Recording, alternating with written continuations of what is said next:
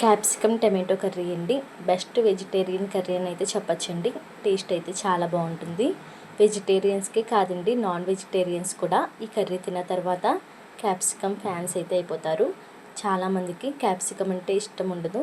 అలాంటి వాళ్ళకి కూడా క్యాప్సికమ్ కూర తిన్నారంటే ఇంకా మళ్ళీ మళ్ళీ అదే అడుగుతారు. టేస్ట్ అయితే అంత బాగుంటుంది.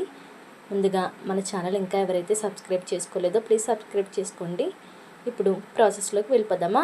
ముందుగా స్టవ్ ఆన్ చేసుకొని స్టవ్ మీద పాన్ పెట్టుకొని పాన్ అంతా కూడా బాగా హీట్ అయిన తర్వాత ఆయిల్ అయితే వేసుకోవాలండి.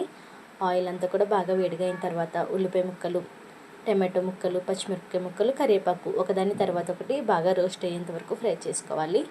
మాడిపోకుండా సిమ్లో పెట్టి అయితే వేయించుకోవాలండి. టేస్ట్ అప్పుడు బాగా రోస్ట్ అయ్యి చాలా బాగుంటుంది. బాగా దగ్గరగా అయిపోయిన తర్వాత మసాలా ముద్ద అయితే వేసుకోవాలండి. మసాలా ముద్ద ఏంటంటే అల్లం, వెల్లుల్లి, జీలకర్ర, అలాగే దాల్చిన చెక్క, ఈ 4 చాలండి.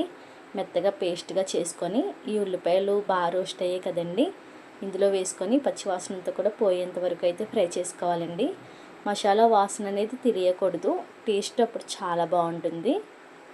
పచ్చివాసన అంతా కూడా పోయేంత వరకు ఆయిల్ పైకి తేలేంత వరకు అయితే ఫ్రై చేసుకోవాలండి.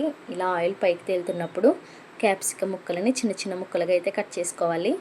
ఆ క్యాప్సికమ్ ముక్కలు కూడా వేసుకొని మరొకసారి కలుపుకొని 10 నిమిషాలు మూత పెట్టుకున్నారంటే మెత్తగా అయితే మగ్గిపోతాయండి. మధ్య మధ్యలో ఇలా కలుపుకుంటూ ఉండాలండి, లేదంటే అడుగట్టి మాడిపోతాయి.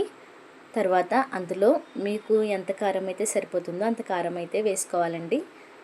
తర్వాత ఉప్పు కూడా వేసుకొని బాగా కలుపుకొని మరొక 10 నిమిషాలు నూనె పైకి తేలేంత వరకు అయితే ఉంచుకోవాలండి. కొంచెం వాటర్ అయితే వేసుకోవాలి. చిన్న టీ గ్లాస్ అంత అయితే సరిపోతుంది. ఎక్కువ వాటర్ అయితే అవసరం లేదు, ఎందుకంటే ఆయిల్లో ఆల్రెడీ అన్నీ ఫ్రై అయ్యి ఉంటాయి కాబట్టి. 10 నిమిషాల తర్వాత చూస్తే చాలా టేస్టీ అయిన క్యాప్సికమ్ టమాటో కర్రీ అయితే రెడీ అయిపోతుందండి. ఈ కర్రీ ఓన్లీ అన్నంలోకి కాకుండా చపాతీలోకి కూడా చాలా బాగుంటుంది. మీరైతే తప్పకుండా ట్రై చేయండి. ఫస్ట్ టైం మన ఛానల్ ఎవరైతే చూస్తున్నారో ప్లీజ్ మన ఛానల్ అయితే సబ్స్క్రైబ్ చేసుకోండి. అదే కాకుండా మీరు ఏ వీడియోనైతే చూసి మన ఛానల్ని సబ్స్క్రైబ్ చేసుకుంటున్నారో ప్లీజ్ ఆ వీడియోలో అయితే సబ్స్క్రైబ్ అని చెప్పేసి కామెంట్ చేయండి. Bye bye. మరొక కొత్త వీడియోతో కలుసుకుందాం.